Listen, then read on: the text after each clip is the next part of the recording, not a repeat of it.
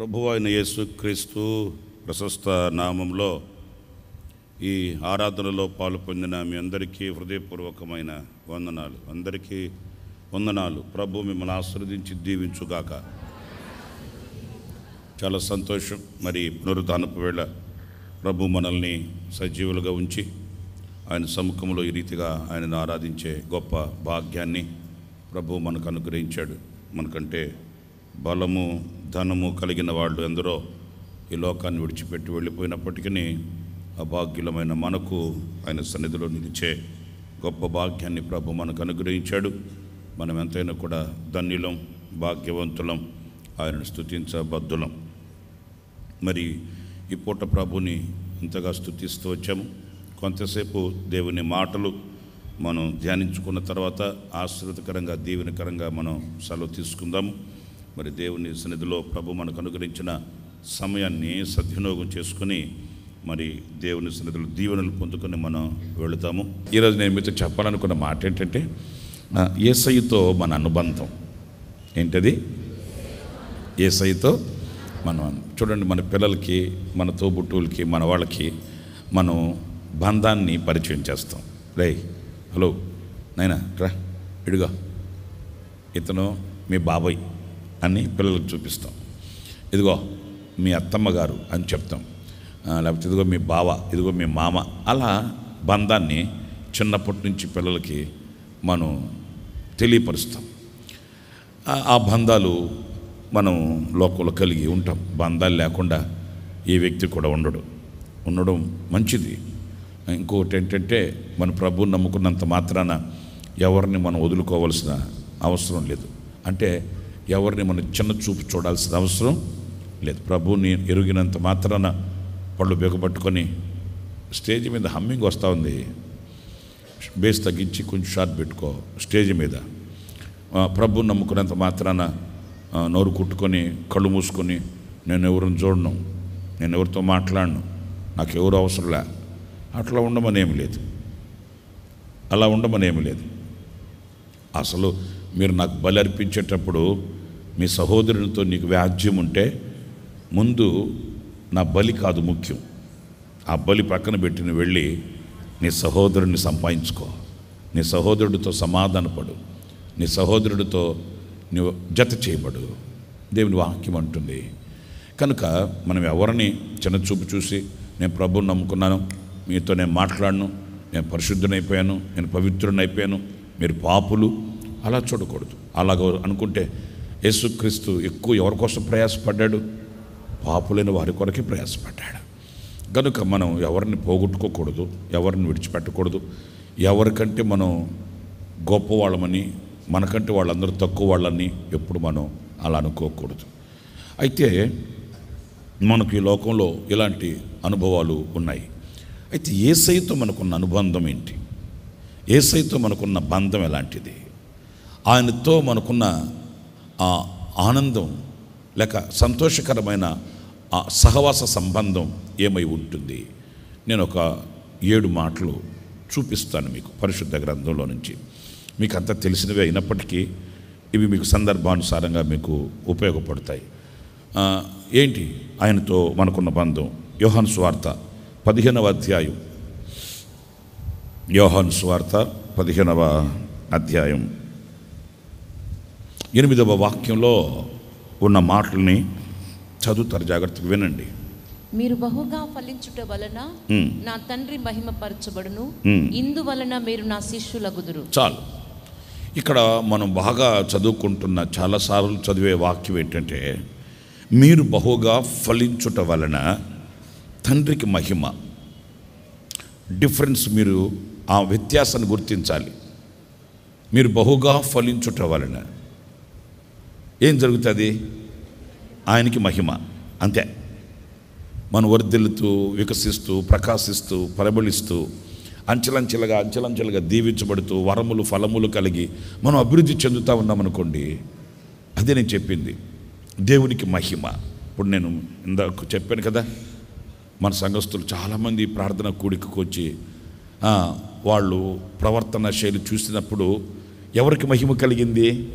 అన్యజనుల ఎదుట ఎవరికి మహిమ కలిగింది? దేవునికి మహిమ కలిగింది. అమ్మో, క్రైస్తవులు అంటే ఇట్లా ఉంటారా? క్రైస్తవుల మధ్య ప్రేమ అనురాగాలు ఇలా ఉంటాయా? క్రైస్తవుల యొక్క ఆప్యాయతలు అంత ఘనంగా ఉంటాయా అని మనం ఆరాధించే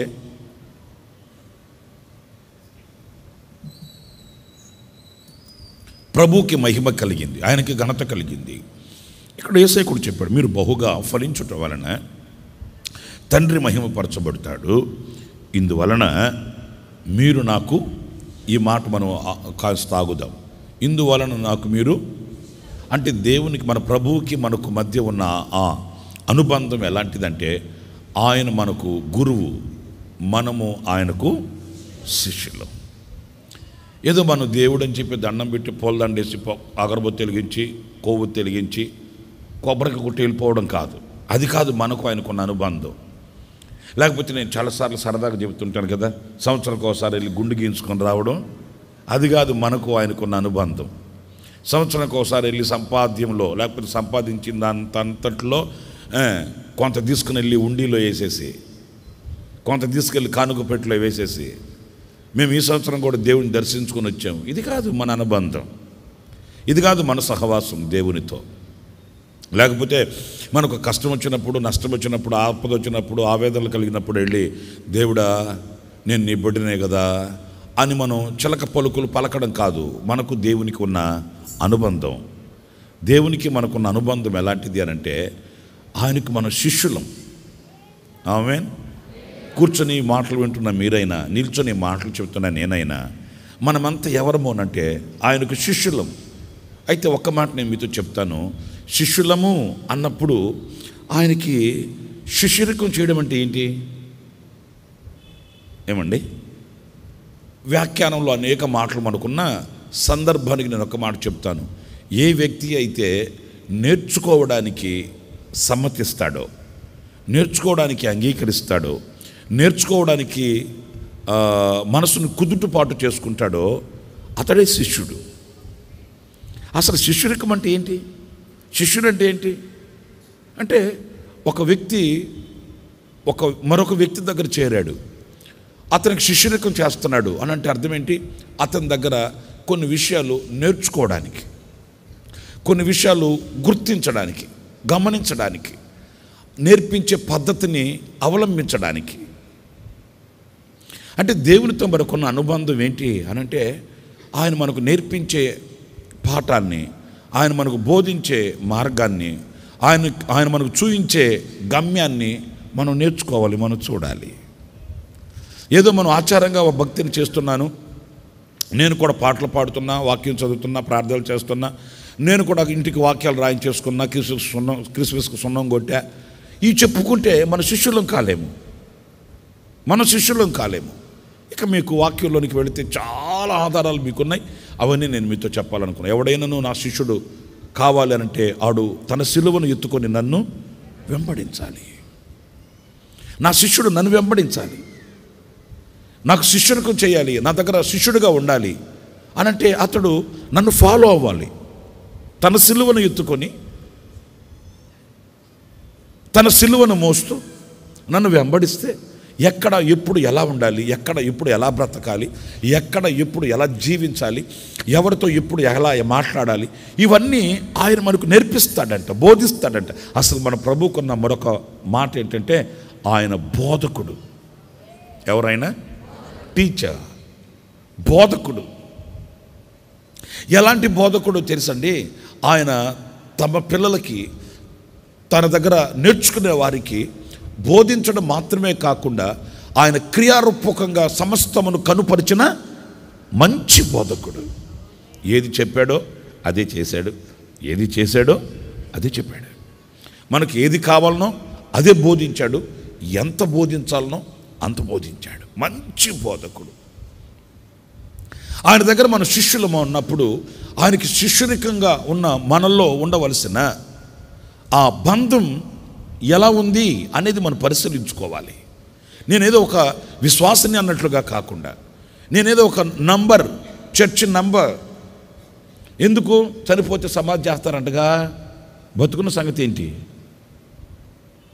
ఏమండి మీ మీ మీ చర్చికి వస్తే చనిపోయినప్పుడు సమాధి చేయడానికి మీకు సమాధుల తోట ఉందా? మాకు పరలోకం ఉంది, సమాధుల తోట లేదు. ఏముంది? మనకు సమాధుల తోట లేదు కానీ పరలోకం ఉంది. కొంతమందికి అది ఉంటుందండి. మా చర్చిలో మెంబర్షిప్, మా మధ్య ఒక ఆమె వచ్చింది, అన్నయ్య మా అబ్బాయికి పెళ్లి చేయాలన్నయ్య. చేస్తాం, మాదెంత పని అన్న. అంటే మా చర్చిలో మెంబర్షిప్ ఉంది మాకు, అయితే ఏంటి నెల నెల మేము ఏమని చెప్పిందండి ఆమె, నెల నెల అక్కడికి మేము కానుక కూడా పంపిస్తాము. ఊరకనే ఎందుకు పోవాలన్నా, అందుకు నా చర్చిలో చేద్దాం పెళ్ళి అని. ఊరకనే పోయేది ఏంటమ్మా అన్న. అంటే మెయింటెనెన్స్ కొరకు నెల నెల మేము అక్కడికి డబ్బులు పంపిస్తాం కదా, ఆ చర్చి వాడుకోవచ్చుగా. ఏం మీ అత్త సొత్తా చర్చి? నెల నెల ఈమె మెయింటెనెన్స్ కొరకు వాళ్ళకి ఏదో ఇస్తుందంట, అందుకనేమంటుందంటే ఊరకనే ఎందుకు పోవాలి, ఆ చర్చిలో చేద్దాం పెళ్ళి. నేను అన్నాను, తప్పమ్మా, అది ఏ చర్చి అన్నా కానీ, అది ఏ సంఘం అన్నా కానీ, సంఘాన్ని నువ్వు అలాగా వాడుకోవడానికి హక్కు లేదు. అది దేవుని మందిరం, అది దేవుని సంఘం, అది దేవుని ఇల్లు. దేవుని ఇంటి మీద దేవునికి ఉంటుంది అధికారం, మనకి ఎవరికి లేదు. నా ఇంటి మీద నాకు అధికారం ఉంటుంది, మీ ఇంటి మీద మీకు అధికారం ఉంటుంది. మరి దేవుని ఇంటి మీద దేవునికి అధికారం ఉంటుంది. నువ్వేదో మెయింటెనెన్స్ కొరకు ఏదో కానుక పంపించినంత మాత్రాన మా అబ్బాయి పెళ్లి దాంట్లో చేసుకోవడానికి హక్కు లేదా అంటే ఎట్లా? నీకు హక్కు లేదు, అది దేవుని ఇల్లు. నువ్వు మెయింటెనెన్స్ కొరకు పంపించినంత మాత్రాన ఆ సంఘంలో దేనినైనా నేను చేసుకోవచ్చు అని వాడుకోవడానికి కళ్యాణ మండపం కాదు, అది దేవుని మందిరం. అది అంటే ఆమెకి హక్కు. మాకు మెంబర్షిప్ ఉంది దాంట్లో. మనకు కావాల్సింది మెంబర్షిప్ కాదు, మన దాంట్లో ఏదో మనం ఒక స్థానం కలిగి ఉన్నామని కాదు. అసలు దేవునికి నాకు ఉన్న అనుబంధం ఏంటి? మీరు ఇంతమంది ఇక్కడికి వచ్చారు, మీ మనసులో మెదాల్సిన, మీ మనసులో ఉండవలసింది ఏంటంటే, ఇక్కడికి నేను ఎందుకు వచ్చానంటే నా దేవునితో అనుబంధాన్ని పెంచుకోవడానికి వచ్చాను, నా దేవునితో అనుబంధాన్ని పటిష్టం చేసుకోవడానికి వచ్చాను, నా దేవునికి నాకు మధ్య ఉన్న అనుబంధాన్ని పరిశీలించుకోవడానికి వచ్చాను, అంతే. కొంతమంది ఆయన దగ్గర నేర్చుకునే స్థితిలో లేరు, ఆయనను వెంబడించే స్థితిలో లేరు. మీకు అర్థమవుతుందా? ఆయన శిష్యులైతే ఆయనను స్తుతిస్తారు, ఆయన శిష్యులైతే ఆయనను ఆనుకొని ఉంటారంట. చాలా ఉన్నాయి శిష్యుల గురించి, నేను మీకుతో చెప్పాలనుకోవట్లేదు, కానీ మీకు కావాల్సింది చెప్తున్నా. ఆయన శిష్యుడైన యోహాను ఆయన రొమ్మున ఆనుకొని ఉన్నాడంట. అంటే ఆయన శిష్యుడు ఎక్కడుంటాడు? ఆయనను ఆనుకొని ఉంటాడు. మరి మనం ఎవరిని ఆనుకొని ఉన్నాం? పెద్ద అమ్మాయినా, పెద్ద అబ్బాయినా? మా అబ్బాయి అమెరికాలో ఉన్నాడు అన్నయ్య, మా అమ్మాయి పాకిస్తాన్లో ఉందన్నయ్య, మా కోడలు రష్యాలో ఉందన్నయ్య. ఇంకా మరి నువ్వెక్కడున్నావు? అది సంగతి. అంటే వాళ్ళ మీద ఆధారపడిపోయింది. మా అబ్బాయి అమెరికాలో ఉన్నాడు కదా, మాకేంటి దిగులు? మాకు డాలర్లు వస్తాయి కదా, మేము ఇక్కడుండి కాలర్లు లేపచ్చు కదా. ఆ పిల్లలు వెల్ సెటిల్డ్ అయిపోయారు, వెల్ సెటిల్డ్ కనుక నాకేంటి వృద్ధాప్యం ఇస్తే వాళ్ళని కోసపెట్టి సాగుతారు. ఓకే, వాళ్ళ మీద ఆధారపడిపోయావా? ఇలా మనం ఏదో, కానీ ఆయన శిష్యులు అలాగా ఉండరట. ఆయన శిష్యులు ఆయన మీద అనుకుంటారట. ఎన్ని ఉన్నా, ఎంత ఉన్నా వాళ్ళు ఆయన మీద అనుకుంటారు. ఇవన్నీ నేను ఆనుకోవడానికి శాశ్వతమైనవి కావు. నేను ఆనుకోవడానికి నిత్యుడైన దేవుడు ఒకే ఒక్కడు, ఆయన మీద నేను ఆనుకోవాలి. హల్లెలూయా, హల్లెలూయా. ఒలీవల తోటకు వెళ్ళేటప్పుడు వాళ్ళంతా, శిష్యులంతా కూడా ఆయనను స్తుతిస్తూ ఆరాధిస్తూ వచ్చారట. హోసన్నా హోసన్నా అంటే ఆయన శిష్యులైన వాళ్ళు ఆయన స్తుతిస్తారు. స్తుతించడం అంటే ఏంటి మీరు చెప్పండి? ఆరాధన, స్తుతి, ఇది స్తుతి. అది మాత్రమే కాదు. స్తుతించడం అంటే అన్నింట్లో మనకు కలిగిన సమస్తంలో ఆధిక్యతను ఆయనకు అప్పగించడమే స్తుతించడం. మరలా చెప్తాను వినండి, సమస్తంలో ఆయనకు ఆధిపత్యం ఇవ్వడమే స్తుతించడం. మంచినీళ్ళు తాగాలి,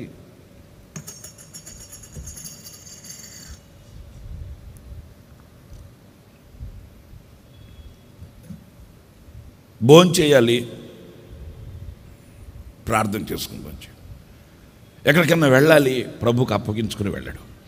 ఏదైనా చేయాలి, ప్రభుని అడిగి చేయడం. పడుకున్నాము, అదే కలలు కనడం. మాట్లాడుతున్నాము, ఆయన మాటలే ఇవన్నీ ఆయన స్తుతించడమే. వింటున్నారా? చప్పట్లు కొట్టి స్తుతి స్తుతి స్తుతి స్తుతి స్తుతి స్తుతి స్తుతి స్తుతి అని కేకేస్తే మాత్రమే కాదు.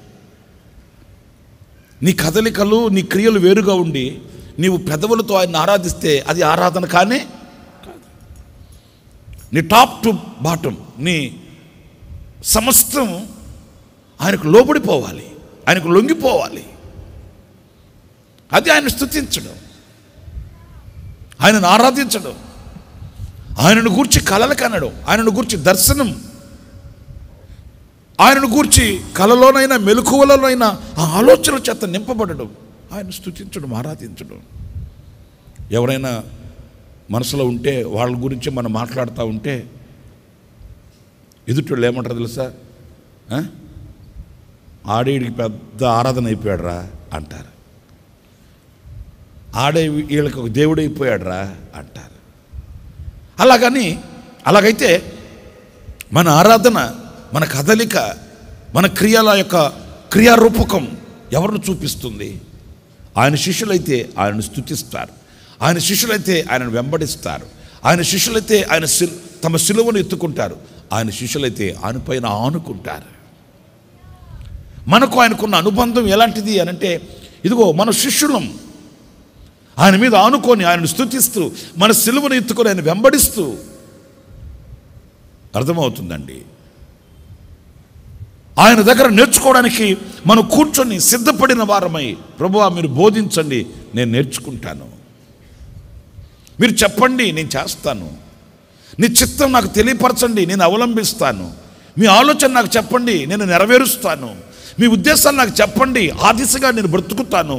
ఇవన్నీ శిష్యునికి ఉండవలసిన లక్షణాలు. రే వెళ్ళి పాల ప్యాకెట్ తెపో అన్నాడు అనుకోండి, శిష్యుడు నేనే వెళ్ళాలా, నువ్వు వెళ్ళు అంటాడా? చెప్పరేంటి అన్నాడు. సరే కానీ అలా చేయకరా, అలా ఉండకు, ఇట్రా ఇలా చేయి అని అనుకో. నేను చేయను, నువ్వు చెప్పిన నేను చేయాలా అంటాడా? అన్నాడు. శిష్యుడంటేనే విధేయత గలవాడు, శిష్యుడంటేనే సమ్మతి అయిన మనస్సు కలిగిన వాడు, శిష్యుడంటేనే నేర్చుకునేవాడు, శిష్యుడు అనగానే గురువుని వెంబడించువాడు. ఇప్పుడు మనందరికీ గురువు ఎవరు? అందరు చెప్పండి, మనందరికీ గురువు ఎవరు? మనందరికీ గురువు ఎవరు? యేసయ్యా, లేకపోతే నీకు నచ్చి మెచ్చినోళ్ళ? యేసయ్యా మనందరికీ గురువు ఆయన, మనందరికీ బోధకుడు ఆయన, మనందరం కూడా ఆయనకి శిష్యులం. స్తోత్రం చెప్పండి. గనుక ఆ స్థానాన్ని మనం పరిశీలించుకొని పరీక్షించుకోవాలి. ఒకటి, ఇక 7 విషయాలు ఉన్నాయి, అవి చెప్తాను, సమయం మనకు సరిపోవాలి కదా, అంతవరకు. ఒకటి, రెండవ విషయం నేను మీకు తెలియపరుస్తాను. అదేంటంటే అదే యోహాను సువార్తలోనే 15వ అధ్యాయంలోనే 15వ వాక్యంలో మరొక మాట ఉంటుంది, చూడండి. దాసుడు తన యజమానుడు చేయు దానిని ఎరుగడు గనుక, దాసుడు యజమానుడు చేసే దానిని ఎరుగడు గనుక, గుర్తించడు, ఎరగడు దాసుడైతే. అందుచేత ఇక మీదట మిమ్ములను దాసులని పిలవక, దాసులు అని పిలవక స్నేహితులు అని పిలుచుచున్నాను. చాలు. ఇక చూడండి, నా వైపు చూడండి. ఇప్పుడు చెప్పండి, మన ప్రభువుకి మనకున్న ఆ అనుబంధం ఏంటి? స్నేహితులు. ఎందుకు ఆయన ఈ పదాన్ని ఉపయోగించాడు అని అంటే, దాసుడు అనుకోండి,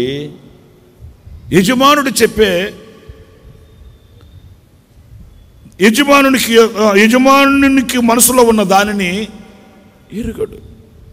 ఇప్పుడు యజమానుడు బెంగళూరు వెళ్తున్నాడు అనుకోండి, బెంగళూరుకి ఎందుకు వెళ్తున్నాడు, ఏం పని చేస్తాడు, అక్కడ ఏం వర్క్ ఉంది, అక్కడ ఎన్ని రోజులు ఉంటాయి, ఇవన్నీ దాసుడితో చెప్తాడండి. అందరూ చెప్పండి. సరే మీకు అర్థమయ్యేటట్టు చెప్తాలే. ఇంత నేను వేరే ఉపమానం చెప్తే మీకు అర్థం కాదులే, కానీ మీ ఇంట్లో పని మనిషి ఉందనుకో, మీ ఇంట్లో పని మనిషికి మీ ఆయనకి జీతం ఎంత, ఆ జీతంలో నీకు ఎంత ఇస్తాడు, ఇవన్నీ చెప్తారండి. ఇప్పుడు కనెక్ట్ అయింది కరెక్ట్గా. సరే, మీ ఇంట్లో పని మనిషి ఉంటుంది కదా, ఆ పని మనిషికి మీకు వచ్చే జీతంలో ఎంత మీరు ఖర్చు పెట్టుకుంటున్నారు, ఎంత బ్యాంకులో వేసుకుంటున్నారు, ఇవన్నీ చెప్తారా? పొరపాటును లీక్ చేయరు. లీక్ అయితే సిమెంట్ వేసేస్తారు, కానీ పొరపాటును బయటికి రానిరు. అందుకని దేవుడు ఆ స్థానాన్ని విడిచిపెట్టి ఇంకొక మాట అంటున్నాడు. ఏంటంట? నేను మిమ్మల్ని దాసులని పిలువక. ఎందుకని దాసులని పిలవట్లేదు అని అంటే, నా మనసులో ఉన్నవన్నీ నేను మీకు చెప్పుకోవాలి. చప్పట్లు కొడతారనుకున్నాను నేను. హల్లెలూయా. నా మనసులో ఉన్నవన్నీ మీరు దాసులైతే మీకు ఎలాగా, మీరు దాసులైతే నేను మీకు ఎలా చెప్పుకోవాలి? కాదు, నా హృదయంలో ఉన్నదంతా నేను మీతో చెప్పుకోవాలి, మీ హృదయంలో ఉన్నదంతా నేను తెలుసుకోవాలనుకుంటే, నీకు నాకు మనకు ఆయనకు ఉండవలసిన బంధం ఏంటంటే స్నేహబంధం. ఏ బంధం? నాకు వినిపించట్లే, అందరూ చెప్పండి. ఏ బంధం? చాలా వాల్యుబుల్. ఎవరో నాకు ఆటో వెనక వ్రాసిన ఆ మాట చెప్పారు. ఏమంటే, ఏ షిప్పన్నా మునిగిపోద్దంట, కానీ ఎక్కడ దొరికారా నాయన నాకు, ఏ షిప్ అన్నా మునిగిపోద్దంట, ఫ్రెండ్షిప్ మునిగిపోద్దంట. నిజమే. ఏ షిప్ అన్నా వరదలు వస్తే, వాగులు వస్తే, ఉపద్రవాలు వస్తే, కెరటాలు వస్తే ఏమైనా షిప్ మునిగిపోద్దాం. ఫ్రెండ్షిప్ నిజమే. ఆ అనుబంధం అలాంటిది. వాళ్ళిద్దరి మధ్య అరమరలు ఉండవు, వారి మధ్య ఏది దాపిరకం ఉండదు. తల్లిదండ్రుల కన్నా దాపిరకం చేస్తారేమో, కానీ తల్లిదండ్రుల కన్నా కొన్ని విషయాలు మరుగు చేస్తారేమో, కానీ స్నేహితుల మధ్య, నిజమైన స్నేహితులు అయితే, దొంగ స్నేహితులు ఉంటారులే కొంతమంది, వాళ్ళ గురించి నేను చెప్పట్లే. అసలు స్నేహితులు అనే పదానికి వాళ్ళు అర్హులు కాదు. నేను వాళ్ళ గురించి చెప్పట్లే. కొంతమంది దగ్గర నుండి గోతులు తీస్తుంటారు, వాళ్ళ సంగతి నేను చెప్పట్లే. స్నేహితులు అని చెప్పి స్నేహితుడు అని పరుగుతూ వాడిని ఎట్లా నాశనం చేయాలన్నా, వాడిని ఎట్లాగా పాడు చేయాలన్నా అని కొంతమంది కంకణం కట్టుకొని ఉంటారు. వాళ్ళ గురించి చెప్పట్లే. అసలు ఆ పదం వాళ్ళకి చెందదు. స్నేహితుడైతే ఆపత్కాల ముందు, శ్రమదిన ముందు సహోదరులాగా నిలబడతాడంట. ఓకే, నిజ స్నేహితుడు అమ్మా విడువక ప్రేమిస్తాడు. ఆపద వచ్చినప్పుడు సహోదరులాగా, తోబుట్టులాగా నిలబడతాడు. ఒక తల్లి కడుపులో పుట్టిన సహోదరుడు ఎలాగైతే ప్రక్కన నిలబడతాడో, నిజ స్నేహితుడు అలాగ నిలబడతాడు. నిజ స్నేహితుడు ఇక దేన్ని లెక్క చేయడు. నిజ స్నేహితుడు ఇక దేనికి లొంగిపోడు. నిజ స్నేహితుడు దేనికి అమ్ముడుపోడు. నిజ స్నేహితుడు ఆపద్దినమందు సహోదరుడిలాగా నిలబడతాడు, విడువక ప్రేమిస్తాడు. హల్లెలూయా. ఇప్పుడు ఆయనకి మనకు ఉన్న అనుబంధం ఏంటంటే స్నేహబంధం. అంటే మనం ఆయనతో ఒక స్నేహితునిలాగా మెలగాలంట. ఎక్కడ మెలుగుతున్నాం? అన్ని సీక్రెట్లు అయిపోతే, అన్ని సీక్రెట్లే. గుండె నిండా రహస్యాలే. ఉండవల్లిలో ఉన్నప్పుడు ఒక అబ్బాయి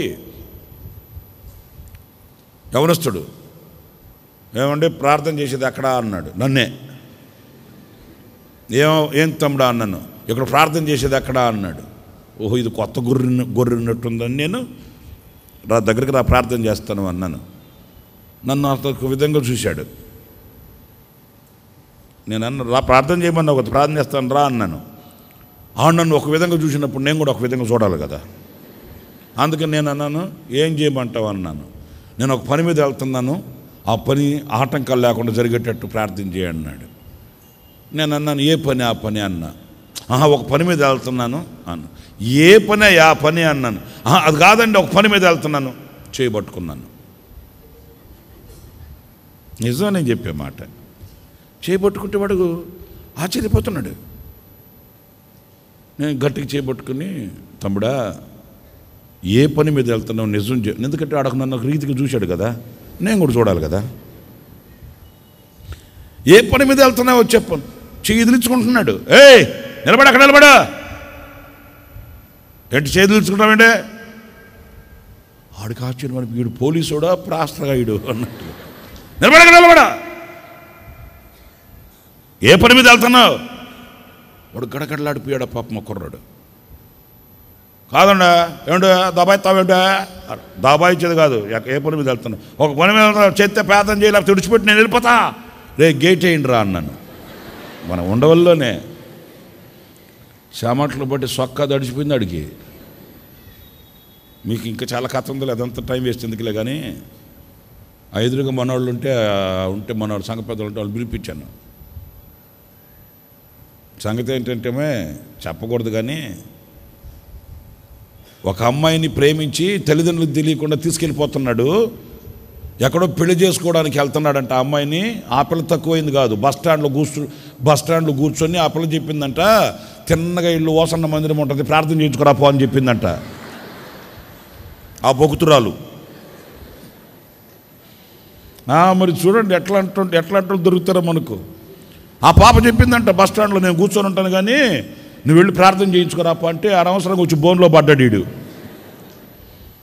నేను వెంటనే వాడిని గద్దించి మనల్ని పిలిపించి ఒక 2-3 ఆయన కోసపెట్టి వాళ్ళ పేరెంట్స్ ఫోన్ నెంబర్ ఇమ్మంటే ఇవ్వట్లబడు తిరగబడుతున్నాడు.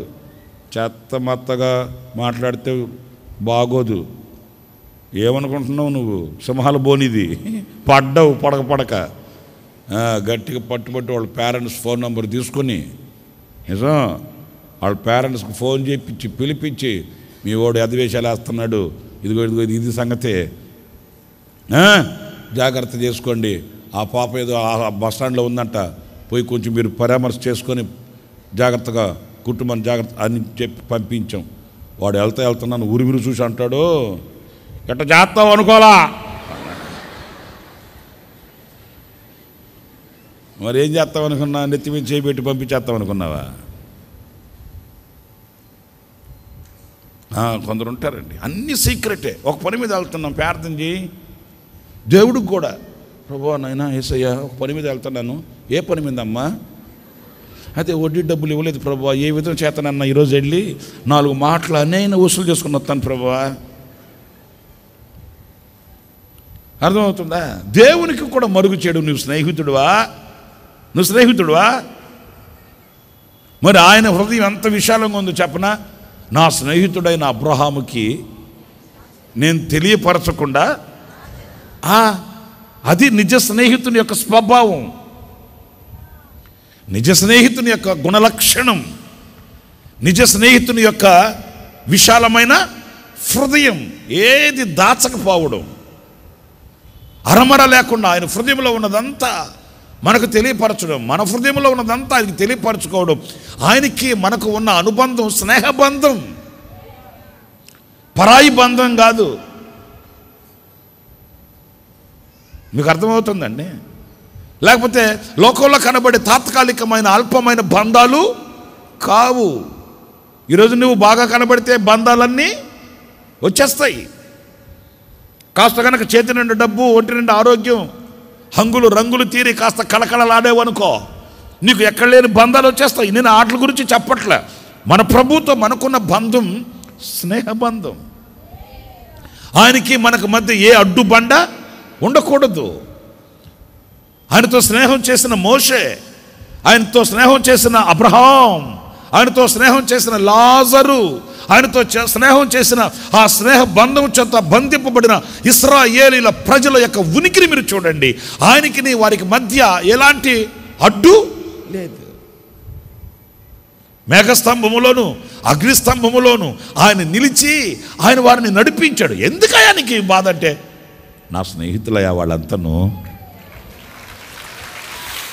హల్లెలూయా, హల్లెలూయా. స్నేహ బంధం చేత బంధించాడంట.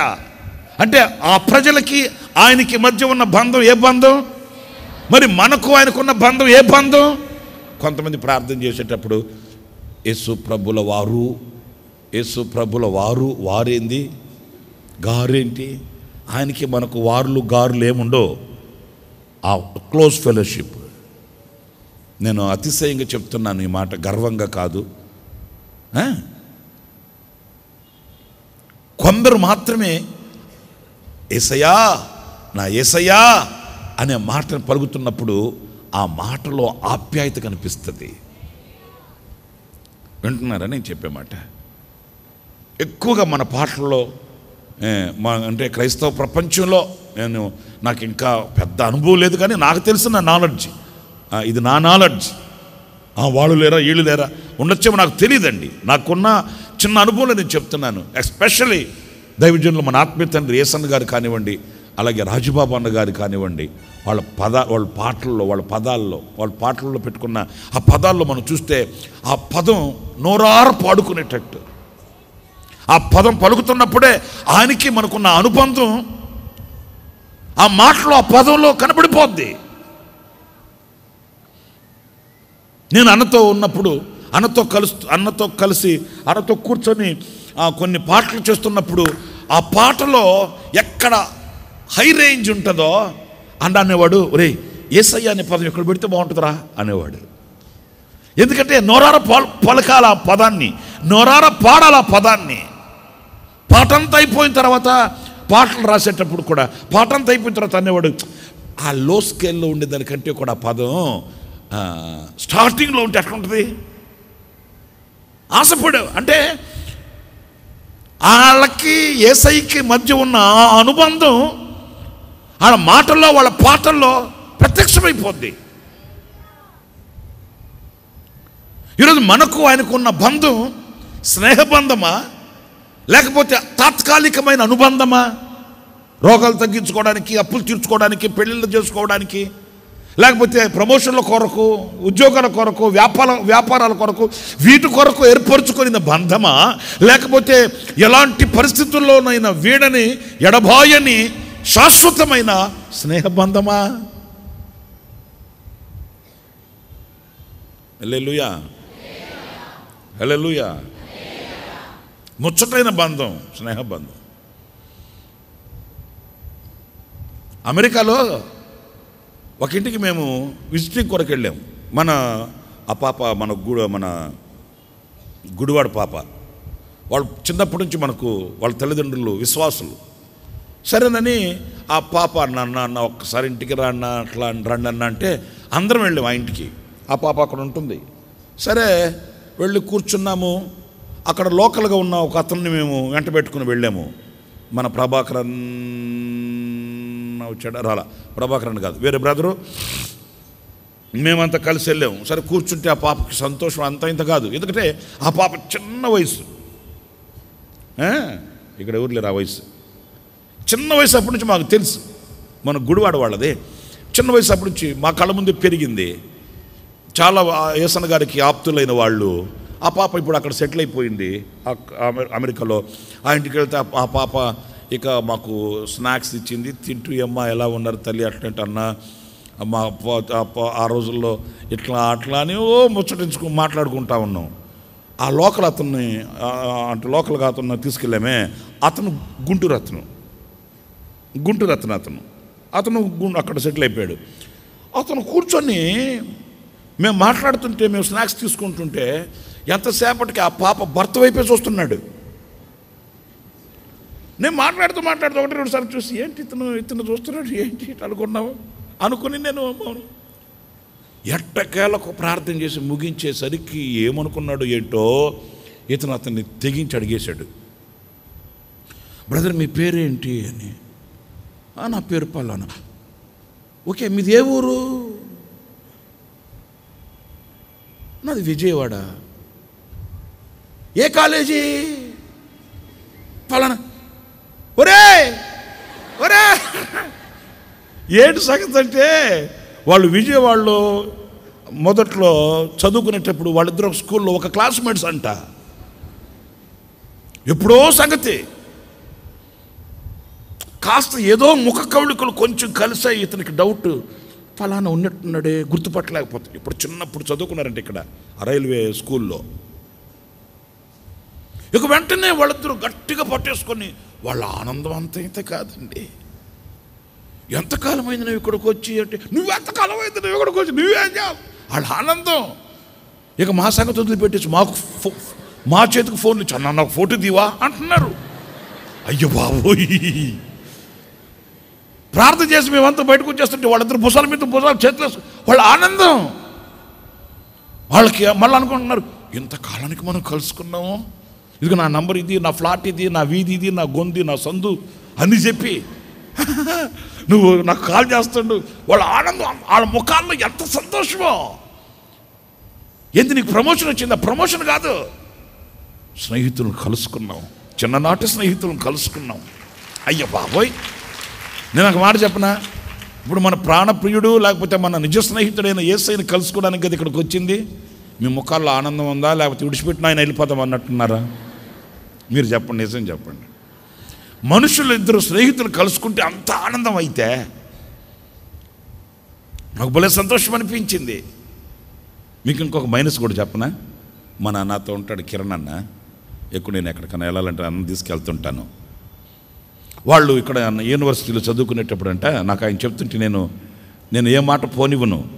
ఏదన్నా వింటుంటే దాంట్లో ఏదన్నా నేను నేర్చుకోవాల్సింది ఉంటే, నేను గుర్తుపెట్టుకోవాల్సింది ఉంటే వెంటనే దాన్ని నేను లాకర్లో వేసేస్తా. నిజం, ఏది కూడా నేను వ్యర్థంగా విన్నానంటే దాంట్లో నాకు కావాల్సింది ఏంటో నేను తీసుకుంటా. ఆయన ఒకరోజు చెప్పాడు నాతో, ఈ యూనివర్సిటీలో చదువుకున్న వాళ్ళు సరే కొంతకాలం అయిపోయింది, అప్పుడు ఎందుకో ఒకసారి అందరూ ఫోన్ చేసుకుని, ఒరే అందరూ ఒకసారి కలుసుకుందాంరా, అందరూ ఒకసారి మాట్లాడుకుందాం అని ఒక డేట్ ఫిక్స్ చేసుకొని ఎక్కడెక్కడ కూడా చెదిరిపోయి ఉన్నారు అందరూ. బెంగళూరు ఒకడో, అక్కడ ఒకడో, ఇక్కడ ఒకడో చెదిరిపోతే అందరూ ఒక డేట్ పెట్టుకొని మనం అంతా మరలా యూనివర్సిటీ దగ్గర ఎదురుగా హోటల్ ఉంది కదా, ఆ హోటల్లో కలుద్దాం, భోజనం చేద్దాం అందరమే అని ఒక డేట్ ఫిక్స్ చేసుకుని అందరూ పోగయ్యారంట ఒక రోజున. ఆయన చెప్తుంటే నేను చిత్రంగా విన్నాను. సరే పోగయ్యకి అందరూ ఇక సంతోషం, ఎందుకంటే సంవత్సరాలు అయిపోయింది, అందరూ ఎవరి పాటుకోళ్ళు, ఆడలకి పెళ్ళిళ్ళు అయిపోయి పిల్లలు కలిగి బాధ్యతలు అన్నీ. ఎప్పుడో చిన్ననాడు చదువుకున్న స్నేహితులు అందరూ మాట్లాడుకొని ఒక చోట కలుసుకుందామని ఆ యూనివర్సిటీ ఎదురుగా హోటల్ ఉంటే ఆ రోజు అందరూ కలుసుకొని కూర్చొని పిచ్చాపాటి ఆనందంగా, నువ్వేం చేస్తున్నావురా, నీ వ్యాపారం ఎట్టుంది, నీ ఉద్యోగం ఎట్టుంది, నీకెంతమంది పిల్లలు, నీకెంతమంది భార్యలు కాదులే, ఒక పిల్లలు, ఒక భార్యే, కొంతమంది పిల్లలు ఉంటారు. ఓకే, ఇంకా అందరూ అట్లాగా మాట్లాడుకొని హత్తుకొని అబ్బా సంతోషంగా. మీకు ఇంకో మాట చెప్పనా, వాళ్ళు ఏం తింటున్నారో వాళ్ళకి అర్థం కాలేదంట. ఆర్డర్ ఇస్తూ ఉన్నారంట, తింటా ఉన్నారంట, ఆర్డర్ ఇస్తూ ఉన్నారంట, తింటా ఉన్నారంట, ఆర్డర్ ఇస్తూ ఉంటున్నారంట, మాట్లాడుకుంటున్నారంట, తింటా ఉంటున్నారంట. హోటల్ దగ్గర కూర్చొని ఇంచుమించు 11-12 అయిపోయిందంట. అందరూ మాట్లాడుకుంటూ పిచ్చపాటి. చాలాసేపటి నుంచి ఒక ఆయన అక్కడ కూర్చొని చూస్తూ ఉన్నాడంటే వీళ్ళని. వీళ్ళు పట్టించుకోవాలా, వీళ్ళు ఎంతసేపు తినడం, మాట్లాడుకోవడం, ఆ వ్యాపారాలు, ఉద్యోగాలు, పిల్లల చదువులు ఇవి మాట్లాడుకుంటూ ఉంటాయి. ఆయన చాలాసేపటి నుంచి కూర్చొని ఇక ఆఖరికి ఆయన లేచి వెళ్తూ వీళ్ళ దగ్గరకు వచ్చి అంటాడంట, మీరంతా ఫ్రెండ్సా? అవునండి. సారీ, ఏమనుకోవద్దు, ఈరోజు మీరు ఖర్చు చేసిన బిల్లంతా నేను కడుతున్నాను,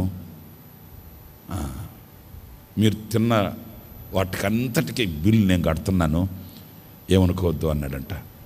మీరెవరండి బాబు, అట్లా వద్దు మేము కట్టుకుంటాం అట్లా అంటే, ఈ ఫెలోషిప్ నేను మిస్ అయిపోయాను. మీరు ఇట్లా ఆనందిస్తుంటే, ఇట్లాగా మీరు మాట్లాడుకొని సంతోషిస్తుంటే చాలాసేపటి నుంచి నేను కూర్చొని అదే నేను ఎంజాయ్ చేస్తున్నాను. ఈ ఫ్రెండ్షిప్, ఈ సహవాసం, ఈ స్నేహబంధాన్ని నేను పోగొట్టుకున్నాను.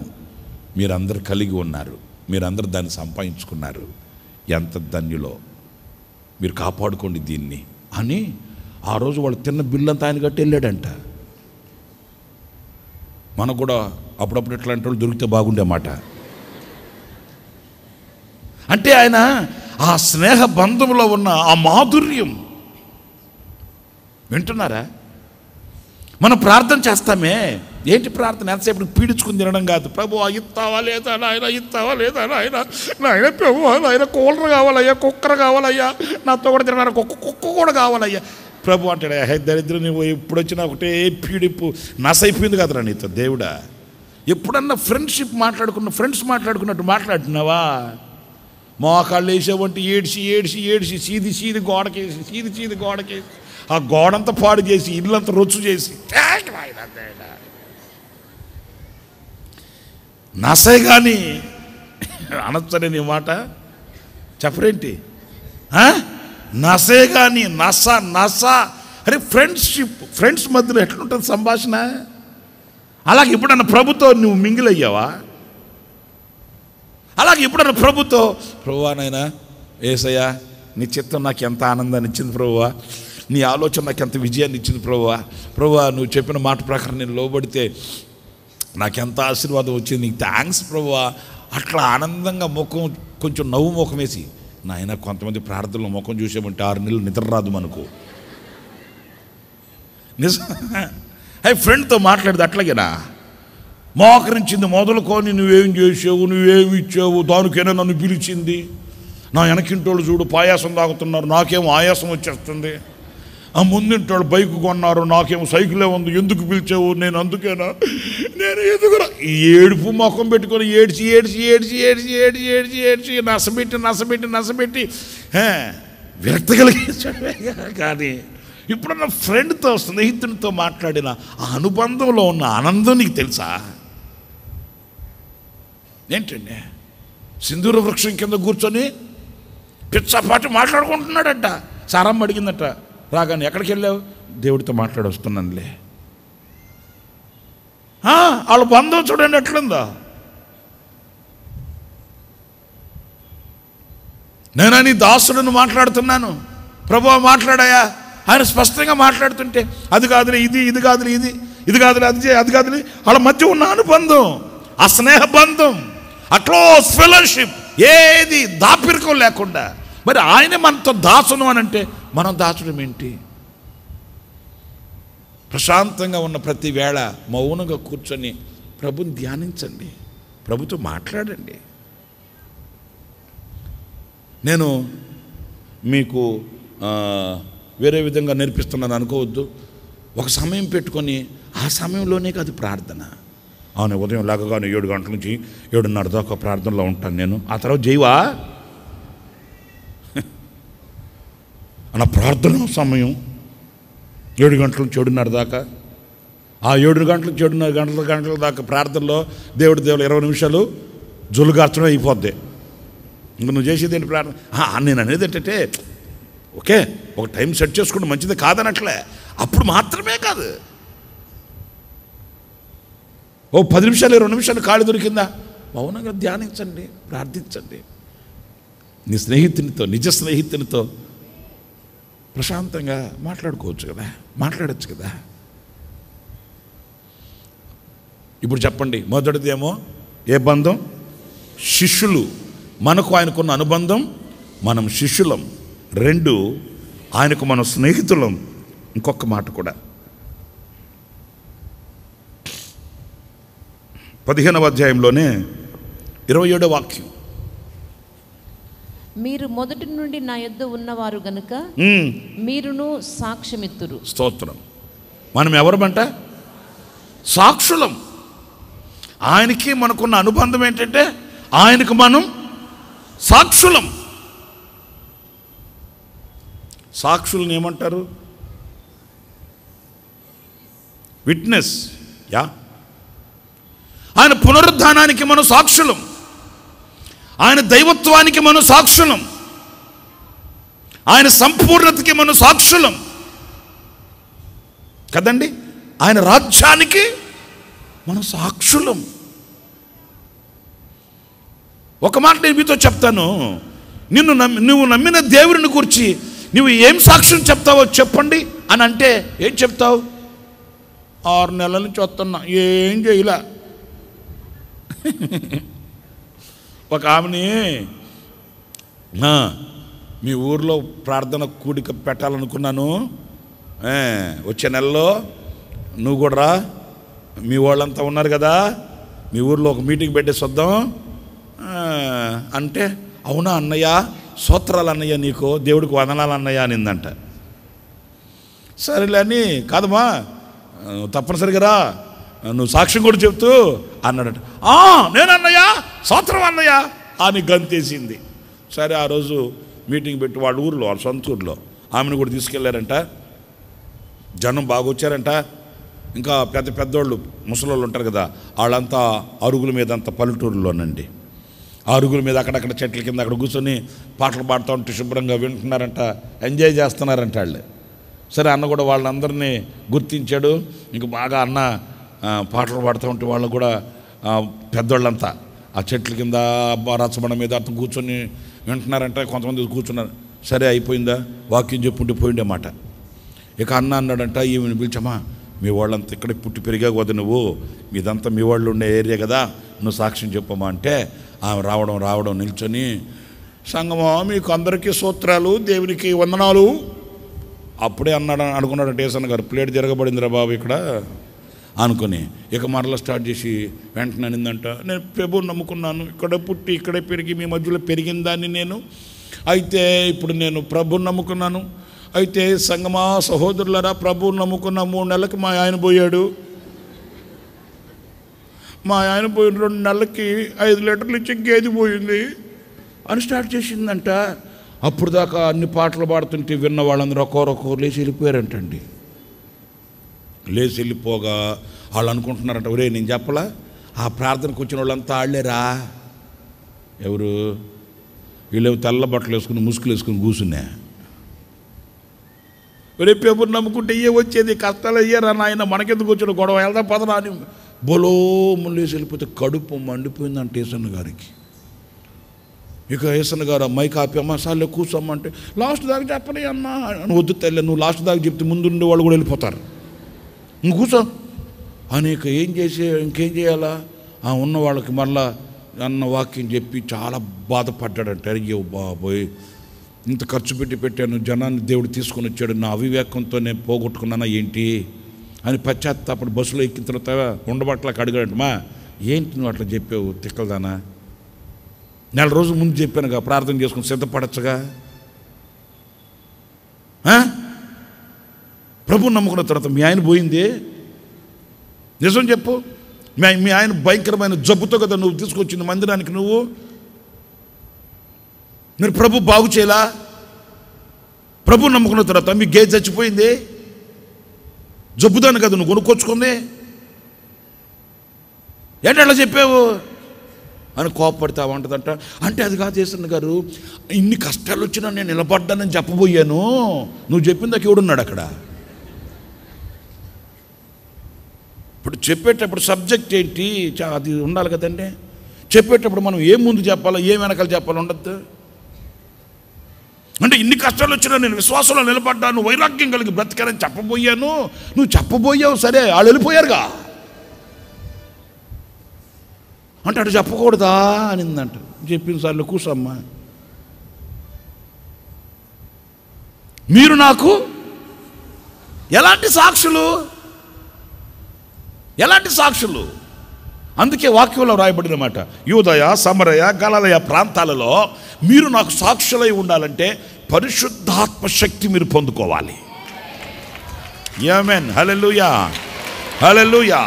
పరిశుద్ధాత్మ శక్తి మీరు పొందుకుంటే ఈ పరిశుద్ధాత్మ శక్తి మీలో ఉండి మీ పాదములు తొట్టిల్లిపోకుండా ఈ పరిశుద్ధాత్ముడు స్థిరపరుస్తాడు, బలాన్నిస్తాడు, శక్తినిస్తాడు. యూదయ సమరయ గలిలయ ప్రాంతాలలో భూమి దిగంతముల వరకు మీరు నాకు దేనికి సాక్షులు? నాలో ఉన్న పవిత్రతకి, నాలో ఉన్న ప్రేమకు, నాలో ఉన్న సంపూర్ణతకి, నాలో ఉన్న దీనత్వానికి, నేనిచ్చే దైవ రాజ్యానికి. ఎవరో కాదు, మీకు నాకున్న అనుబంధం ఏంటి అని ప్రభు అంటున్నాడు. మీరు నాకు సాక్షులు. మీ నోట ఏ మాట వస్తుంది? ఏ మాట మాట్లాడుతున్నారు మీరు? మీ హృదయంలో ఉన్న భావన ఏంటి? ఏదో ప్రార్థనకు వచ్చాం, మేలు జరిగితే ఉంటాం, లేకపోతే ఆగిపోదాం, ఇలా ఉన్నారా? లేకపోతే ఆశ్చర్యకరుడైన దేవుడు, మేము ఆరాధించే ప్రభువు అద్భుతాలు చేస్తాడు, మహత్కార్యాలు చేస్తాడు, విడుదల ఇస్తాడు, నాకు మేలు చేస్తాడు, నాతో నడుస్తాడు, నాతో నిలుస్తాడు. ఆయనకు అసాధ్యమైనది ఈ లోకంలో ఒక్కటి. ఇదిగో ఇది మన నోట రావాల్సిన సాక్ష్యం. ఇస్తాడండి, కాదనట్లే, ఇస్తాడు. ఒకవేళ అయిపోయింది. హల్లెలూయా. నజరేయుడు అనే యేసుని మీరు చంపారు. ఆ నజరేయుడు యేసు అనే ఆయనని దేవుడు మృతులలో నుండి లేపాడు. ఆమేన్, ఆమేన్, ఆమేన్. ఎవరు లేపారు? ఎవరు లేపాడు? ఆ లేపబడిన యేసుకి మేము సాక్షులం. ఆయన లేచాడు. అక్కడ నాకు బాగా నచ్చింది ఏంటంటే, లేచాడని విన్నాము అని అనట్లే. కొందరు మాట్లాడితే ఆ మాటలో సందేహం పుడుతుంది మనకు. వాళ్ళ మాటలే సందేహంగా ఉంటాయి. అలా మాట్లాడట్లే, పూర్ణ నిశ్చయిత. దేవుని ఆత్మ మృతులలో నుండి ఆయనను లేపింది. ఆయనకు మేము సాక్షులం. ఎవరిని చూచామో, ఎవరిని ముట్టుకొని పట్టుకొని చూసామో, దేనిని గురించి మేము విన్నామో దానిని మేము చెప్పకుండా ఉండలేము. కారణం ఆయనకు మేము సాక్షులం. ఆయనలో ఉన్న పవిత్రత ఎలాంటిదో వివరించుటకు మేము సాక్షులం. ఆయన వచ్చి మమ్మల్ని ఎక్కడికి తీసుకుని వెళ్తాడో, ఏ రాజ్యంలో మమ్మల్ని ఉంచబోతున్నాడో, ఏ శాంతి ప్రశాంతత కలిగిన రాజ్యంలో మమ్మల్ని ఉంచబోతున్నాడో దానికి మేము సాక్షులం. ఆ నిశ్చయతతో కూడిన సాక్షి జీవితం. హల్లెలూయా చెప్పండి. హల్లెలూయా, హల్లెలూయా, హల్లెలూయా. మనకు కీడు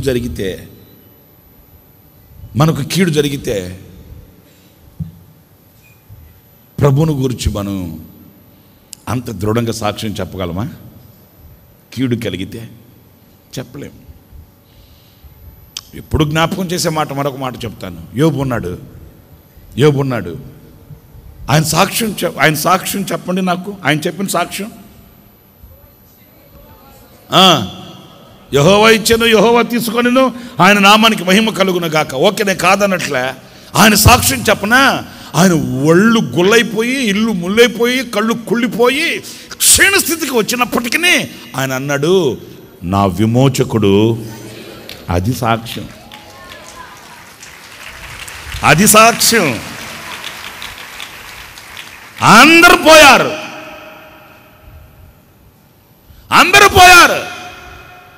శరీరం సహకరించట్లేదు. చిల్ల పెంక పెట్టుకుని గోక్కుంటూ గిక్కుంటూ కూర్చున్న ఆ స్థితిలో ప్రభుని గురించి చెప్పే సాక్ష్యం ఎట్లా ఉంది? దేవుడు దూరం అయిపోయాడయా, దేవుడు నా చేయి విడిచిపెట్టేశాడయా, దేవుడు నాలో ఏం చూశాడో కానీ ఇలాగ నన్ను హింసిస్తున్నాడయా, అసలు దేవుడు అనేవాడు ఉంటే ఇట్లా చేస్తాడా? ఇది కదా రావాల్సింది. మన నోట వచ్చేవి ఇవి కదా. దేవుడు నన్ను చూస్తున్నాడో లేదో నాకు అనుమానంగా ఉందాయా, నా చేయి విడిచిపెట్టేశాడయ్యా దేవుడు అనేవాడు ఉంటే నన్ను ఈ స్థితికి తీసుకుని వస్తాడా? నేను ప్రభు కొరకు ఎంత కష్టపడ్డాను, ఎంత శ్రమ పడ్డాను, ఎంత నీతిగా ఉన్నాను, ఎంత యథార్థంగా ఉన్నాను. ప్రతిదినం లేచి బలి అర్పణలు అర్పించానే, నా పిల్లల కొరకై అర్పణలు అర్పించానే, నా కుటుంబం కొరకై బలిపీఠాలు కట్టానే. మరి ఇంత యథార్థంగా నీతిగా నిజాయితీగా ఉన్న నాకే ఇలాగ జరిగితే ఇక మిగతా వాళ్ళ సంగతి ఏంటయ్యా? ఇది కథ వినాల్సిన సాక్ష్యం. కానీ యోబులో ఆ సాక్ష్యం మనం వినలేము. తనను తాను కరిగిపోతున్నా కూడా గళమెత్తి ఆయన ప్రకటించిన ప్రకటన, నా విమోచకుడు సజీవుడు. హల్లెలూయా, హల్లెలూయా. మనకు ఆయనకున్న బంధం, ఏ బంధం? మనం పాడుకుంటాం, మన బంధము.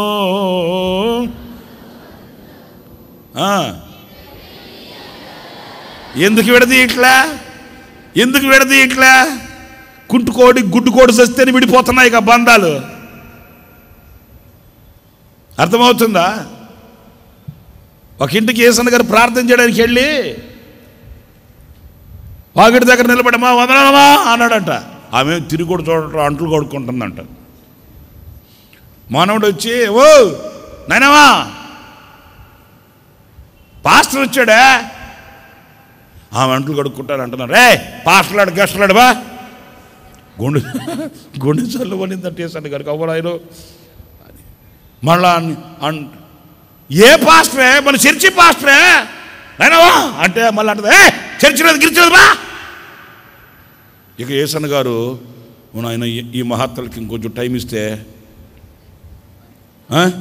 యేసన్న గారు లేడు, గీసన్న గారు లేడు అంటాడేమో అని జాగ్రత్త పడి, ఒరే మనోడు ఎటారా రా అని పక్కకు తీసుకెళ్ళి బయటకు తీసుకెళ్ళి అడిగాడట, ఏంట్రా మీ నాయన మాట మాట్లాడుతుందంటే, అంటే ఇప్పుడు కాదు నిన్నటి నుంచి మాట్లాడుతుంది అట్లాగా.